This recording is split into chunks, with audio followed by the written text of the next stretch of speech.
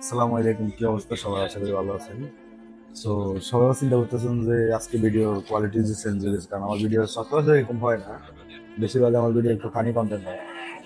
তো বাট আজকে একটা দুঃখের বিষয় বলতে চাইতেছিলাম যে ভাই, ঈদের যারা আসতে চাইতেছেন, কিন্তু দুঃখের বিষয়টা হলো কি, আমার লগে যে চলে একটা খোলা আছে না, খেলা নেই। আমার বন্ধু এই যে আমার লগে ভিডিও দেখেন সবসময়, আজকে 5 দিন ধরে অসুস্থ। কিন্তু ম্যানেজার মেসেজ করছে যে ছুটি লাগবে আমার, আমি অসুস্থ, ওষুধ টষুধ খাই।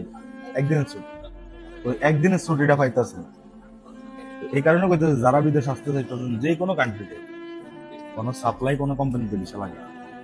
কারণ ভাই, সাপ্লাই কোম্পানিতে ভিসা লাগাইলে অবস্থা এরকম না, আপনি অসুস্থ মরেন যাই হোক, এটা ছুটি পাইবেন না।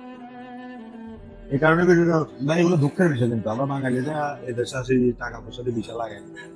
অন্যান্য দেশের মানুষ, ইন্ডিয়ান, পাকিস্তানি, নেপালি যারা আছে, তারা কিন্তু টাকা দিয়ে ভিসা লাগায় না বিদেশে আসে। তারা বেশিরভাগ সময় মনে করেন ফ্রিতে ভিসা লাগায়। আমরা বাঙালিরা টাকা দিয়ে ভিসা লাগাই, তারপরে দিয়ে আমাদের জন্য কোনো সুযোগ সুবিধা নেই। বাংলাদেশ এমবিসি থেকেও তাদের তাদের থেকে কোনো রেসপন্সই পায় না মানুষ, যারা প্রবাসে আছে। তো এতটুকুই আজকে ভিডিওতে। আপনারা জানেন আমি এরকম ভিডিও বানাই না, বাট আজকে বাধ্য হইলে আমার ভিডিওটা বানাতে।